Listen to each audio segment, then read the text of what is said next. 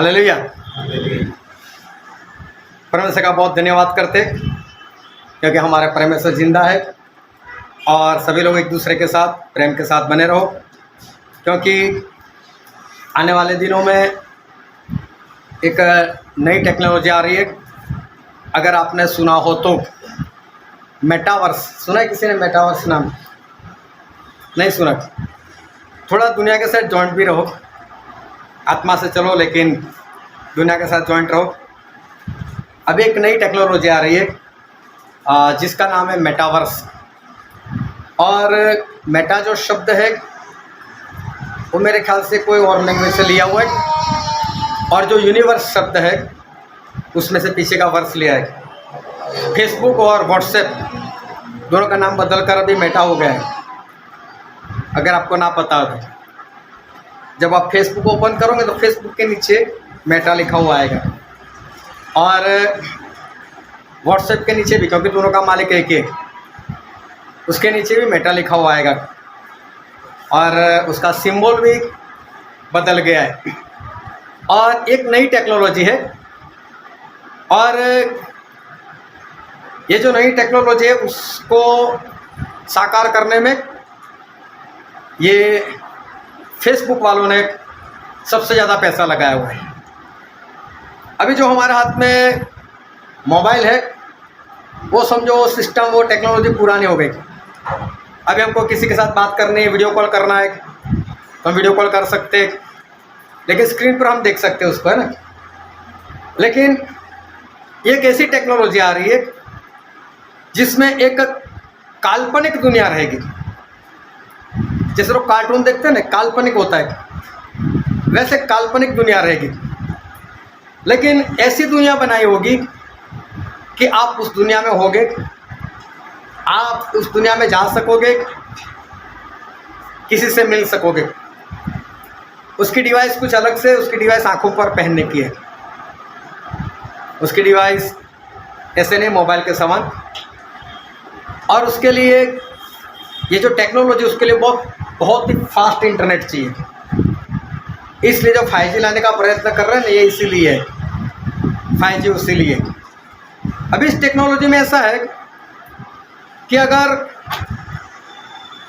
मैं यहाँ हालोल में बैठा हूँ, आप वडोदरा में बैठे हो, अगर आप मुझसे मिलना चाहते हो तो बस वो डिवाइस पहन लो और एक दूसरे के साथ कनेक्ट हो जाओ, और आप खुद अपने आप को उसके अंदर देखोगे, और मुझे इनवाइट करोगे तो मैं भी अंदर दिखूंगा। इतना ही नहीं, आप बोलोगे चलो कमाटी बाग घूमने के लिए चलते, तो गार्डन भी आएगा, वहाँ पर जू देखना चाहे जू भी आएगा। और आप जिस तरह से रियलिटी में अनुभव करते हो वैसा ही अनुभव उसमें होगा। वो ध्यान समझना, आप एक दूसरे को टच कर सकोगे।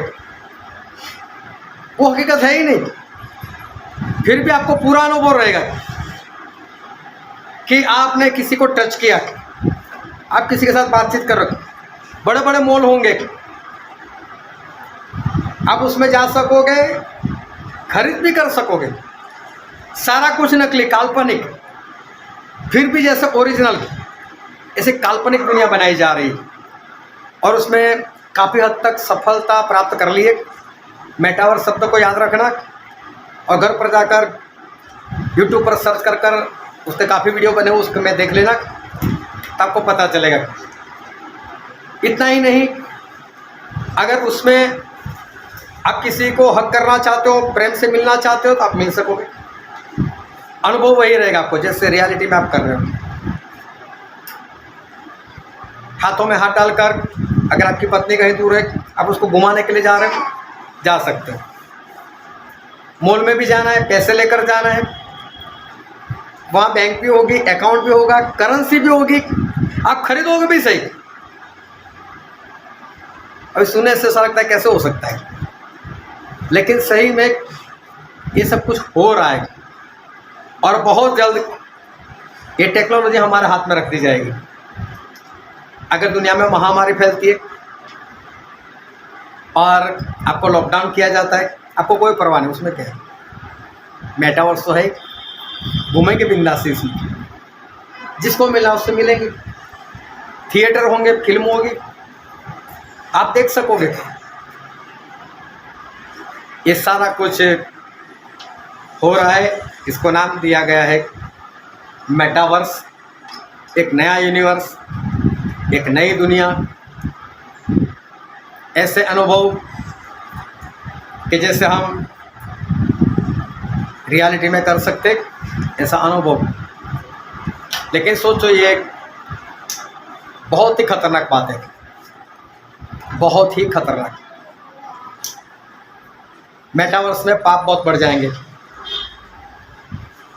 बहुत पाप बढ़ जाएंगे। मैं खुलकर नहीं बोलना चाहता भी नहीं, लेकिन आप एक दूसरे को मिल सकते हो, एक दूसरे को छू सकते हो, उसका अनुभव कर सकते हो, और इसलिए उसमें बहुत पाप बढ़ जाएंगे। टेक्नोलॉजी बहुत ही भयानक सी आ रही है, और ये सारी बातें हमें इशारा कर रही है कि हम एक अंत के अंतिम दिनों में, और समझो कि प्रभु यीशु के वापस आने के मोड़ पर हम खड़े हो चुके, और हम एक उस दिन के लिए तैयार होना है। हालेलुया। जाग रहे हो कि नहीं? कहीं खुश तो नहीं कि बढ़िया टेक्नोलॉजी है, जल्दी से आ जाए, ऐसा तो नहीं? हालेलुया। सामने बोलते रहो, मुझे ऐसा लगता है मुर्दों के सामने बैठा हूँ। सामने आवाज़ देते रहो, है कि नहीं आवाज़? आवाज़ है कि नहीं? हाँ, जरा बोलकर बताओ हालेलुया का मतलब क्या? नमस्कार दोस्तों, इमेजिन करो आप अपने परिवार से, अपने दोस्तों से मिलते हो, लेकिन असलियत में नहीं, बल्कि एक नकली 3D दुनिया में जो आर्टिफिशियली बनाई गई है। अब इस दुनिया के अंदर घुसते हो अपने कमरे में बैठे बैठे एक स्पेशल हेडसेट या चश्मे लगाकर। सिमिलरली आप काम करते हो, पढ़ाई करते हो, शॉपिंग करते हो, ऑलमोस्ट वो सारी चीजें करते हो जो आप असली दुनिया में करते हो, लेकिन आप असली दुनिया में नहीं करते, बल्कि इस नकली आर्टिफिशियली बनाई दुनिया में करते हो, अपने कमरे में बैठे बैठे ये स्पेशल हेडसेट या ग्लासेस लगाकर। सुनकर कैसा लगता है? थोड़ा डिप्रेसिंग सा लगता है ना ये। अब दोस्तों, ऐसा ही कुछ बताया जा रहा है, आने वाले टाइम में होगा मेटावर्स, जिसे कहा जाता है कि एक ऐसी टेक्नोलॉजी होगी जो आने वाले टाइम में इंटरनेट को रिप्लेस कर देगी और इंसानियत का फ्यूचर बनेगी। क्या मेटावर्स बदल देगा इंटरनेट की दुनिया? I think we have to brace for this race to the metaverse. I think we'll see more and more M&A coming in the gaming space. The next platform and medium will be even more immersive, an embodied internet where you're in the experience, not just looking at it. And we call this the metaverse. Because the future is going to be beyond anything we can imagine. Metaverse शब्द दो शब्दों से बनता है, Meta और verse. Meta जो शब्द है ये ग्रीक से आया है, ये एक प्रीफिक्स है जिसका बेसिकली मतलब है बियॉन्ड, परे, और वर्स जो है वो यूनिवर्स से ही लिया गया है। तो हमारा एक यूनिवर्स होता है और ये एक मेटावर्स होगा जो अपने यूनिवर्स के परे होगा। बेसिकली इस शब्द का हम इस्तेमाल करते हैं एक आर्टिफिशियल दुनिया के लिए। वैसे इसी से ही रिलेटेड आपको एक और शब्द सुना सुना सा लग रहा होगा, मल्टीवर्स, जो स्पाइडरमैन की लेटेस्ट फिल्म में भी बताया गया था। मल्टीवर्स एक ऐसा कॉन्सेप्ट है कि असल में बहुत सारे यूनिवर्सेस एग्जिस्ट करते हैं। एक ऐसी चीज है जिसे साइंटिफिकली भी डिस्कस किया जाता है। कुछ लोगों का मानना है कि हमारे ब्रह्मांड में सिर्फ एक यूनिवर्स नहीं है बल्कि बहुत सारे यूनिवर्सेस हैं, इसलिए मल्टीवर्स। लेकिन एनीवेज, मेटावर्स का यहां पर मतलब है एक आर्टिफिशियली बनाई गई दुनिया। अब कहने को तो इंटरनेट भी अपनी ही एक दुनिया है, लेकिन इंटरनेट पर जब आप जाते हो तो आप हमेशा 2 डायमेंशंस में ही जाते हो। मोस्टली अपने फोन का इस्तेमाल करते हो या कंप्यूटर का इस्तेमाल करते हो, ये 2 डायमेंशनल स्क्रीन्स हैं। लेकिन जब मेटावर्स की बात करी जाती है, मेटावर्स एक ऐसी दुनिया है जिसके अंदर आप पूरा अंदर घुस जा सकते हो 3 डायमेंशंस में। जैसे कि अगर आप कोई फिल्म देखते हो, आप फिल्म बैठे बैठे ऐसे नहीं देख रहे हो कि दूर से फिल्म देख रहे हो, बल्कि आप फिल्म के अंदर घुस जाते हो। मान लो डांडी मार्च होते हुए देख रहे हो, आप सिर्फ उसको फोटो में नहीं देख रहे हो, सिर्फ डांडी मार्च का वीडियो नहीं देख रहे हो, बल्कि आप पास वाली बोट में बैठकर एक्चुअली में डांडी मार्च होते हुए देख रहे हो। या फिर क्रिकेट का कोई मैच आप देखते हो टेलीविजन पर, 2 डायमेंशंस में है, लेकिन टेक्निकली अगर हम वर्चुअल रियलिटी का इस्तेमाल करें तो आप 360 डिग्री चारों तरफ आप अपने आसपास क्रिकेट मैच होते हुए देख सकते हो, और ऐसी फीलिंग बनाने की कोशिश करी जा सकती है कि मान लो आप असली में ही मैच देख रहे हो। इस मेटावर्स शब्द का एक्चुअली में पहली बार इस्तेमाल किया गया था साल 1992 में एक साइंस फिक्शन किताब स्नो क्रैश में, जो कि नील स्टीफनसन ने लिखी थी। इस नॉवल में ये बात करते हैं एक डिस्टोपियन दुनिया की, एक ऐसी दुनिया जहां पर असली जिंदगी पूरी तबाह हो चुकी है, बाहर की दुनिया जीने लायक नहीं बची इंसानों के लिए, तो हर कोई अपने कमरों में अपनी बिल्डिंगों के अंदर घुसकर रहता है, एक वर्चुअल रियलिटी में जिंदगी बिताता है। तो उसी वर्चुअल रियलिटी के लिए, आर्टिफिशियल दुनिया के लिए इन्होंने मेटावर्स शब्द का इस्तेमाल किया था। इसके बाद एक गेम भी आया था साल 2003 में सेकंड लाइफ करके, जहां पर आप कंप्यूटर में इस गेम को खेल सकते थे और कंप्यूटर के अंदर अपनी एक दूसरी जिंदगी बना सकते थे, लोगों से मिलना, वर्चुअली आइटम्स को खरीदना,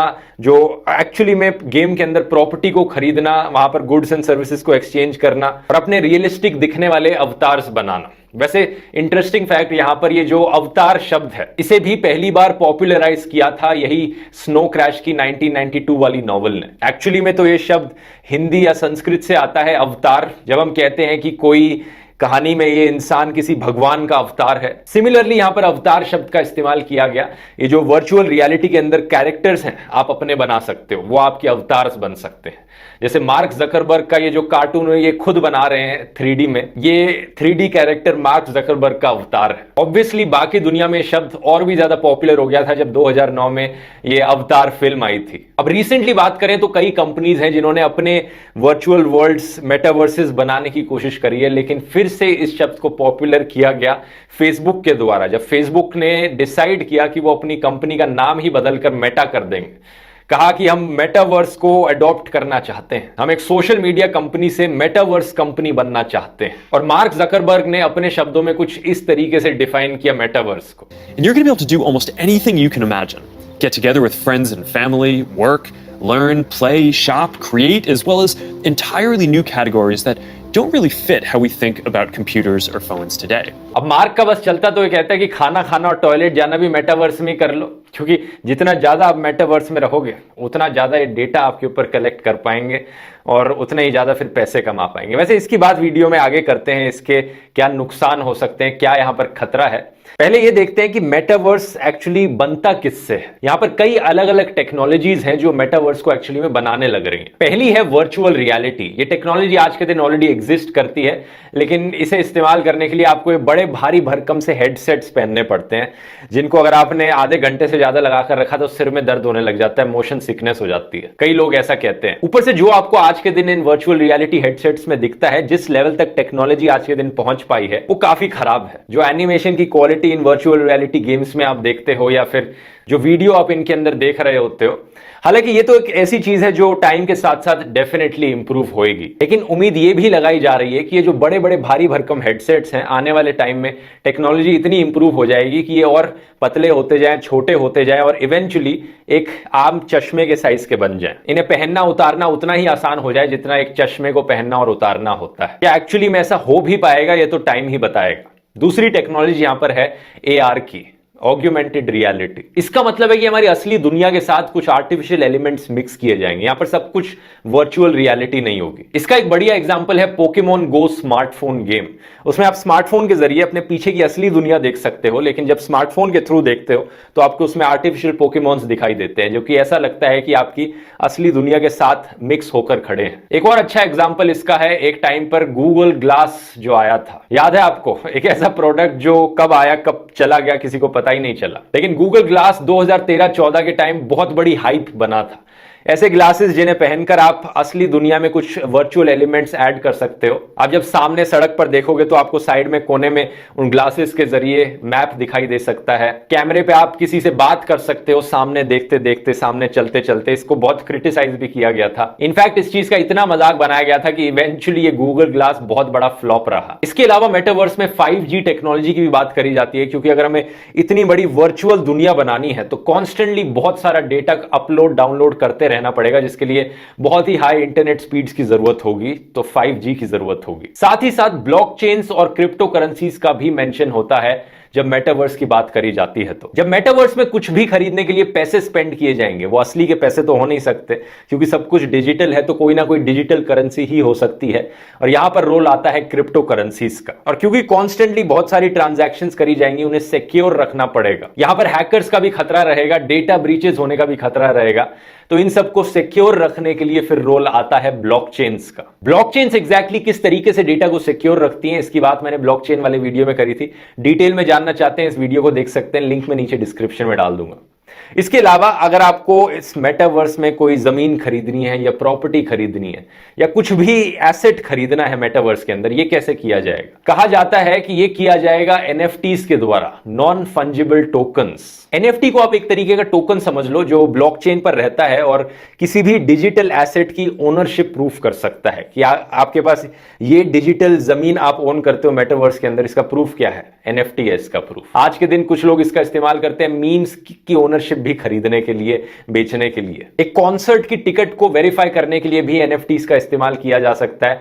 अगर कोई वर्चुअली मेटावर्स के अंदर कॉन्सर्ट करने लग रहा है, वैसे ये एक ऐसी चीज है जो ऑलरेडी कुछ सिंगर्स कर चुके हैं, वर्चुअल रियलिटी कॉन्सर्ट, जिसमें वो एक डिजिटल स्टेज में जाकर खड़े होते हैं, गाना गाते हैं और आप उनको ये एनिमेटेड फिगर्स की तरह हिलते हुए देखते हो, गाने सुनते हो उनके। वहां पर भी इसका इस्तेमाल किया जा सकता है। पिछले साल सितंबर के महीने में ये सिंगर आरियाना ने किया था फोर्टनाइट में वर्चुअली परफॉर्म करके। वैसे अगर आप यहां पर क्रिप्टो करेंसी में ट्रेड या इन्वेस्ट करने में इंटरेस्टेड हैं तो एक बढ़िया ऐप रेकमेंड करना चाहूंगा, कॉइनस्विच कुबेर, इंडिया की लार्जेस्ट क्रिप्टो ऐप। इनके 15 मिलियन से भी ज्यादा यूजर्स हैं। सिर्फ 100 रुपए के मिनिमम डिपॉजिट पे आप शुरुआत कर सकते हैं बिटकॉइन और कोई भी और क्रिप्टोस को खरीदना बेचना। यूजर इंटरफेस बहुत ही simple and easy to use है इस ऐप का। और अगर आप डिस्क्रिप्शन में दिए गए लिंक पर क्लिक करके इस ऐप को डाउनलोड करेंगे तो आपको 100 रुपीज वर्थ फ्री बिटकॉइन भी मिलेंगे। और साथ ही साथ अगर आप अपने दोस्तों को भी रेफर करेंगे इस ऐप को डाउनलोड करने के लिए तो उसके लिए आपको 50 रुपीज रेफरल बोनस भी मिलेगा। कॉइनस्विच कुबेर में 85 से भी ज्यादा क्रिप्टो करेंसीज लिस्टेड है, जाकर डाउनलोड कर सकते हैं। लेकिन एक चीज जरूर याद रखिए,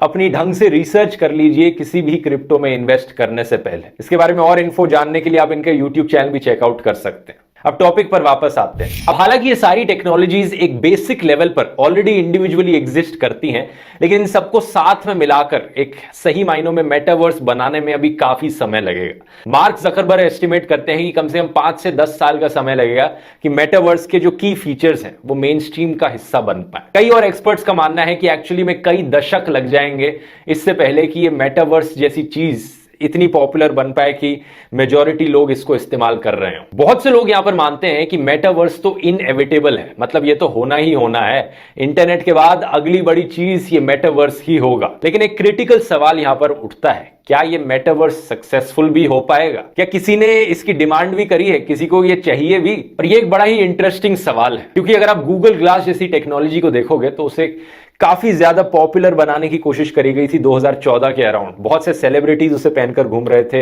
इन्फ्लुएंसर्स को ये दिए गए थे, लोगों ने अपने टेक रिव्यूज बनाए इसे दिखाते हुए कि ये कितने कूल हैं। लेकिन इवेंचुअली ये गूगल ग्लास फ्लॉप हो गए। कई रीजंस इसके पीछे बताए जाते हैं। उनमें से एक रीजन था कि इनकी बैटरी लाइफ सिर्फ 3 घंटे की होती थी, दिखने में ये बड़े अजीब से थे, इनमें प्राइवेसी का भी इशू था क्योंकि इन पर कैमरा लगा हुआ था।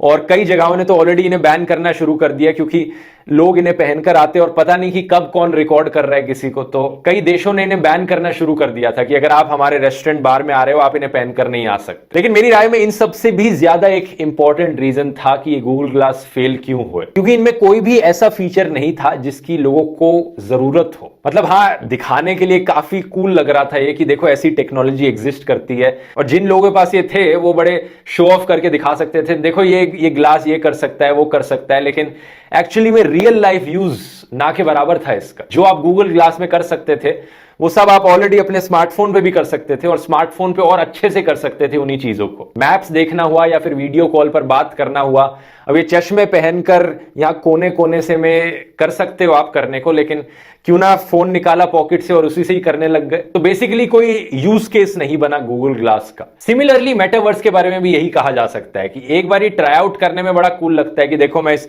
3D वर्चुअल इन्वायरमेंट में बैठकर सबसे बात करने लग रहा हूं, हम यहां पर 3D मीटिंग करने लग रहे हैं। लेकिन रियलिस्टिकली इतना झंझट कौन उठाए कि यहां पर ग्लासेस पहनो, सबको इस 3D इस पर बुलाओ। इससे अच्छा तो फोन निकालो अपना और जैसे नॉर्मली वीडियो कॉल करते हैं वो कर लो, वो करना ज्यादा आसान है। यहां पर इसकी इतनी बड़ी तैयारी कौन करे। सेम चीज अगर दोस्तों से मिलना हुआ, एक्चुअली में तो रियल लाइफ में तो मिल ही सकते हो, लेकिन अगर वर्चुअली भी मिलना चाहो तो वीडियो कॉल कर लो उनसे या मैसेजिंग पे बात कर लो। यहाँ इस स्पेशल 3D दुनिया में आकर क्या एक्स्ट्रा मिल रहा है आप। जो टेक्नोलॉजी सबसे ज्यादा पॉपुलर होती है लोगों में, वो सबसे ज्यादा आसान भी होती है यूज करनी और एक क्लियर बेनिफिट प्रोवाइड करती है यूजर को। अगर ऐसा नहीं होगा तो बड़ा मुश्किल है कि एक टेक्नोलॉजी मेन स्ट्रीम बन पाएगी। इसका एक और एग्जांपल है 3D ग्लासेस। एक टाइम होता था जब 3D बिल्कुल नया ट्रेंड बन गया था कि हर फिल्म जो आ रही है वो 3D पिक्चर आने लग रही है। आज के दिन भी बहुत 3D पिक्चरें आती हैं, लेकिन मैं उस टाइम की बात कर रहा हूं जब 3D टीवीज भी बड़े पॉपुलर हो गए थे कि भाई अब तो अपने घर में भी अब हम अपने एक 3D टीवी लगवाएंगे। सुनकर बड़ा कूल लगता है कि देखो मेरे घर में तो 3D टीवी लगा है, लेकिन रियलिस्टिकली कितना झंझट है कि वहां पर हमेशा ग्लासेस लगाओ टीवी देखने के लिए भी। कोई इतना झंझट नहीं लेना चाहता, चीजों को सिंपल रखना चाहिए। चीजें वही सक्सेसफुल होंगी जो सिंपल होंगी।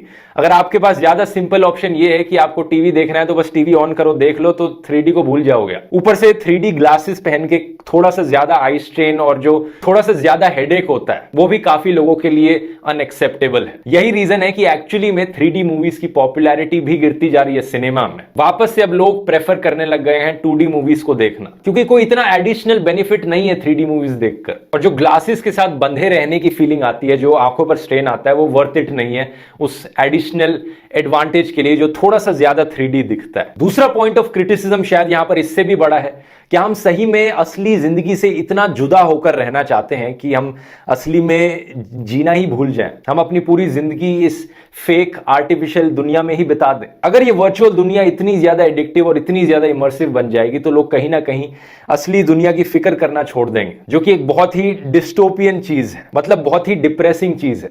और जो स्नो क्रैश मैंने किताब बताई थी वो एक्चुअली में एक डिस्टोपियन नॉवल थी। वो कोई इंस्पिरेशन लेने वाली चीज नहीं थी कि हमें ऐसा कुछ बनाना चाहिए। वो मेटावर्स को कहीं ना कहीं एक नेगेटिव लाइट में ही दिखला रही थी। तीसरी प्रॉब्लम यहां पर फेसबुक और मार्क जकरबर्ग स्पेसिफिक है।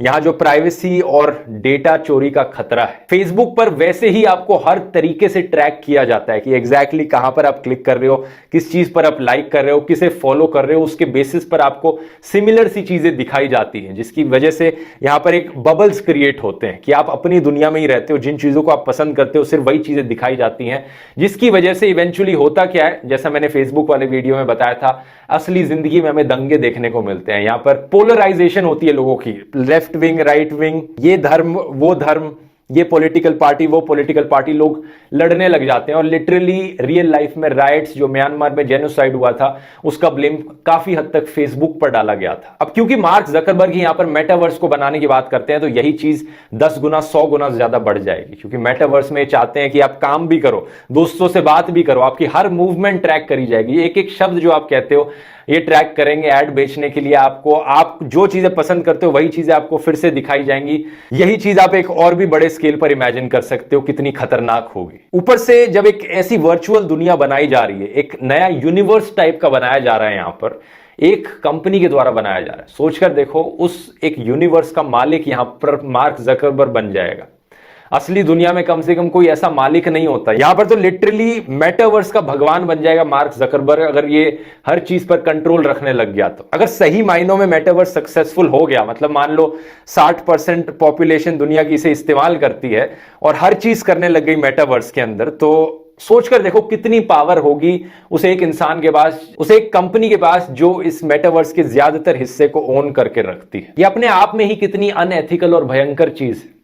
यहां पर आपकी क्या राय है मेटावर्स के बारे में? आपको क्या लगता है आने वाले टाइम में क्या ये पॉपुलर बनेगा? नीचे कमेंट्स में लिखकर बताइए। मेरी पर्सनल राय पूछोगे तो मुझे लगता है कि कुछ टेक्नोलॉजीज होंगी इसकी जो आने वाले टाइम में डेफिनेटली पॉपुलर बनेंगी, लेकिन वो अपने अलग अलग सेक्टर में पॉपुलर रहेंगी। फॉर एग्जांपल जो AR की टेक्नोलॉजी है, ऑगमेंटेड रियलिटी, मुझे लगता है इसका बहुत ही अच्छा यूज केस हो सकता है इंजीनियरिंग में या आर्किटेक्चर में या मेडिसिन की फील्ड में, जहां पर आपको सही मायनों में 3D का इस्तेमाल करना पड़ता है और 3D मॉडल्स का इस्तेमाल किया जाना आपके काम को और एफिशिएंट बनाएगा और बेहतर बनाएगा। स्पेशली अगर आप 3D मॉडल्स के साथ इंटरैक्ट कर पाए तो कई बिजनेस एरियाज में और काम की एरियाज में मुझे लगता है इसका सही मायनों में